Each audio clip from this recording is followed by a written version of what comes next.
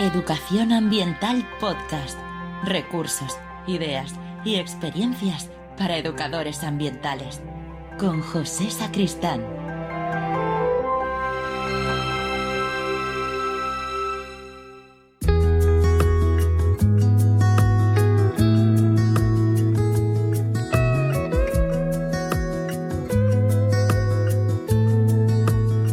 Bienvenidos a este, ahora sí, primer episodio de lo que pretende ser, al menos esa es mi intención, una larga trayectoria de capítulos dedicados a hablaros de la educación ambiental vista a través de mi experiencia y mis impresiones.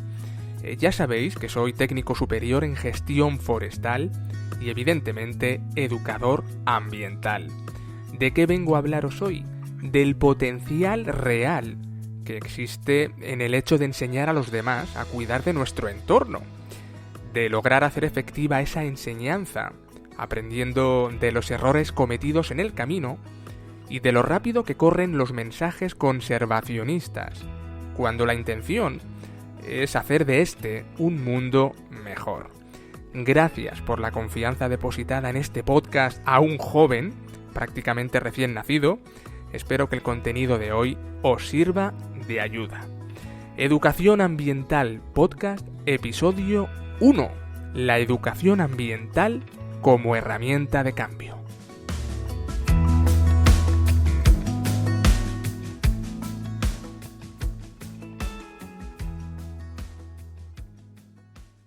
¿Cuántas veces a lo largo del día veis, leéis o escucháis noticias ambientales? Tanto si lo hacéis de forma buscada, como si os llegan por sorpresa, a través de redes sociales. Quiero que penséis cuántas de esas noticias son desalentadoras, tremendamente preocupantes, alarmantes que no alarmistas, y en cuántas de esas noticias, reales en su mayoría, escucháis soluciones.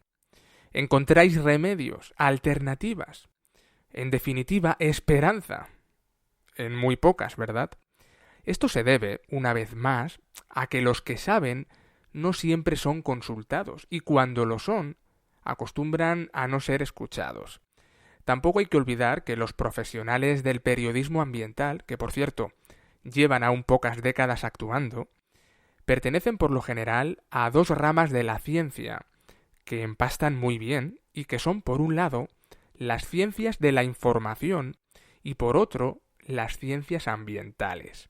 Pero quizás, y esto sonará a crítica, que en parte lo es, el periodismo ambiental aún juega en ligas poco accesibles al gran público, por no hablar de los jóvenes, o de quienes no tienen acceso fácil a la información, y mucho menos a la educación. Y ahí entramos en juego nosotros, vosotros y yo, los educadores y las educadoras para el cambio.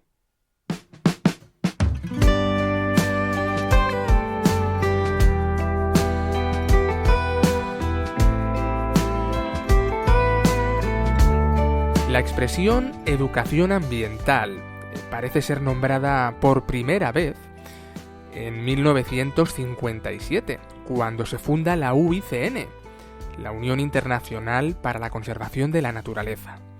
Pero realmente no será hasta la Cumbre de Estocolmo de 1972, cuando se plasme en papel manifiesto la necesidad de desarrollar este concepto de manera global.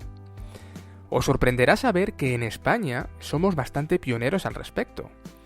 En 1973, un año después, se celebra en Barcelona el primer seminario sobre diseño del ambiente educativo. Fijaros qué nombre tan curioso, qué declaración de intenciones tan adelantada a su tiempo. La idea de mantener unidas a la escuela y a la vida, esto de dar a conocer el medio ambiente y utilizarlo como instrumento de formación, es bastante antiguo, pero sus justificaciones pedagógicas, estas sí son más recientes. Es ahora cuando entendemos el verdadero peso de su propósito como método dentro del sistema educativo. Esto lo explica muy bien Viviana Alonso Marcos en su libro Historia de la Educación Ambiental, editado por la Asociación Española de Educación Ambiental, y disponible en PDF a través de internet. Os pondré el enlace en esta descripción, en la descripción de este episodio. Bien, desde entonces, desde estos inicios que os acabo de explicar, el propio concepto de educación ambiental y la metodología para llevarlo a cabo han ido experimentando cambios, caminando de la mano junto a expresiones hoy de sobra normalizadas y popularizadas, como medio ambiente o la palabra ecosistema, que se menciona por primera vez en 1935, hace más de 80 años. La figura del educador ambiental también ha tenido su evolución particular y hoy nada tiene que ver con la idea inicial de principios de los 70. Conviene recordar que os hablo de las mismas fechas en que surge el movimiento ecologista, tan diversificado hoy. Toda esta preocupación brota en el momento de mayor agresión humana al planeta. Aunque en aquellos años la humanidad vivía más preocupada por las condiciones de vida poco saludables que se estaban asentando, que por cuestiones ecológicas o ambientales. Fueron varios eventos relevantes de los años 50, 60 y 70 los que avivaron la conciencia medioambiental del mundo. La bomba de nitrógeno, los ensayos nucleares, los primeros vertidos petrolíferos de la historia se concentraron en estas 3 décadas, marcando un antes y un después en el modo en que la humanidad se relacionaría con el entorno a partir de entonces. Ya que hemos entrado en conocer los orígenes de la educación ambiental, creo que ha quedado claro que surge como una necesidad. Hemos aprendido que es necesaria si queremos disfrutar de esto por muchos más años. ¿Qué os parece? ¿Qué os parece si ahondamos ahora en el concepto del aprendizaje? Aprendizaje, aprender. Qué palabra tan redonda, ¿eh? ¿Cuánto peso tiene? Veo importante saber cómo se genera esta condición intrínseca, que no exclusiva, del ser humano.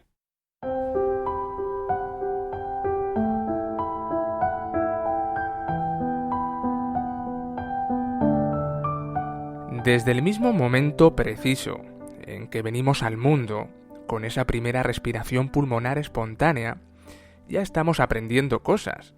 Se me ocurren hábitos sencillos y frecuentes como puedan ser leer y escribir o atarse los zapatos.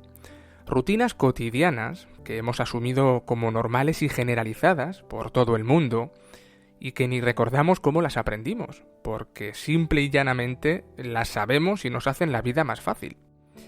Y yo me pregunto, ¿por qué tienen que ser distintas estas rutinas de otras rutinas como puedan ser gestionar los residuos caseros correctamente, aprovechar las horas de luz natural en favor del ahorro energético o salir al campo de manera respetuosa? Estos también son hábitos positivos y diría más disfrutables, ¿no? Pues resulta que estas acciones no son primordiales, porque la educación ambiental, primer choque de realidad, aún no tiene la importancia real que merece en la sociedad. Y recuerdo a un alumno de bachillerato que, muy acertado, me decía: bueno, Pepe, pero todo esto está cambiando. Las grandes empresas ya andan interesadas en lo verde. Están de moda las asesorías ambientales. Lo ecológico inunda ya los mercados. Sí, estos son buenas noticias y toda esa labor de los sellos certificados, la trazabilidad, los estudios y el control de emisiones y residuos industriales. Esa labor y esa causa, como digo, ya la están gestionando muy responsablemente ambientólogos, ecólogos y biólogos de todo el mundo. Pero es en la educación ambiental directa, la cercana, la del día a día, donde aún nos quedan tareas pendientes. Yo acostumbro a poner un ejemplo de bastante actualidad, que es el de ese aparentemente indefenso globo de helio, comprado con toda la ilusión del mundo por un padre a su hijo, adornando una fiesta de cumpleaños divertidísima, que tras un despiste pierde el nudo, escapa al cielo y, si no se tiene cuidado, puede acabar obstruyendo la tráquea de una tortuga marina que nada en mar abierto, a centenares de kilómetros de distancia de esa fiesta de cumpleaños, al confundir el globo de látex desinflado con comida. Claro, seguramente ese padre desconoce que las tortugas marinas ingieren por error todo tipo de plásticos a flote, no solo por su forma, sino porque hasta se ha demostrado que el agua salada confiere al látex un aroma similar al del pescado. Con este ejemplo, lejos de querer desarrollar un discurso acusatorio, lo que quisiera transmitiros es el valor del educador ambiental que se sabe conocedor, que se sabe documentado, que se sabe leído y experimentado, y que asume la responsabilidad de contar a quienes no han tenido acceso a esa información la realidad estudiada de las consecuencias que tiene cada uno de nuestros actos en el día a día, como os decía. Porque todos, sin excepción, hemos sentido más de una vez la necesidad visceral de ponernos del lado de la indignación, de la denuncia, al ver cómo alguien se deja un grifo abierto o corta una flor, por ejemplo. Cuando de lo que se trata es de tener argumentos y de saber compartirlos activa y positivamente, sin dar lecciones, pero dando ejemplo. Creo que sabéis a lo que me refiero. A mí, en su momento, me resultó complicado este asunto. Os reconozco que yo iba por la vida irritadísimo por todo, sin haberme parado a pensar qué es lo que motiva a unos o a otros a comportarse así, cuando para mí era pura lógica no hacerlo. Ya, pero yo llevaba a mis espaldas años de campo, de lecturas, de inquietudes medioambientales, y en la mayoría de los casos, la otra persona no. Pronto entendí que si ayudaba a construir una pequeña red local de concienciación entre mi gente, y que si este método era replicado por más grupos locales, la red podía hacerse global. Estaba sin saberlo desarrollando pensamientos de educación ambiental y poniéndolos en práctica entre mi familia y mis amigos. Tener siempre presente que el educador ambiental juega a su favor con un factor importantísimo que es el de poder ofrecer alternativas realmente interesantes, atractivas, beneficiosas frente a este sistema actual de vida, tan de consumo y tan poco saludable.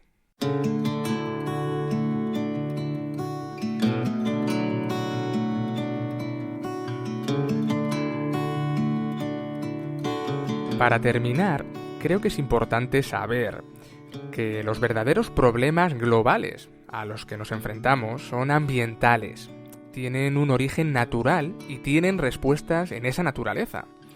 Las extinciones masivas, las concentraciones inasumibles de gases de efecto invernadero, la aglutinación desbordante de residuos en mares, ríos, suelos.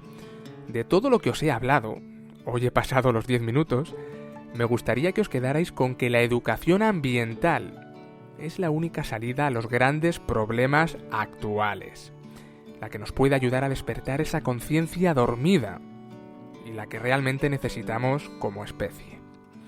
Tenemos las herramientas, pero nos falta conocimiento. Por suerte, en eso andamos. Y hasta aquí este episodio número 1 de Educación Ambiental Podcast. ¿De qué os hablaré el próximo día? De lo que yo creo y considero que son las 5 habilidades más importantes a la hora de desarrollar con éxito la labor de educar en medio ambiente. Os recuerdo que tenéis acceso a estos episodios a través de la web www.educacionambientalpodcast.com. Yo os recomiendo que os suscribáis bien a través de iBooks o Spreaker y de este modo automáticamente os llegará el aviso de cada nuevo contenido, de cada nuevo episodio. En pocos días, nueva entrega. Este que está aquí para ayudaros se despide sin más. Olvidaba, correo educacionambientalpodcast@gmail.com para dudas o consultas directas. Ahora sí, a todos, a todas, sed felices. Adiós.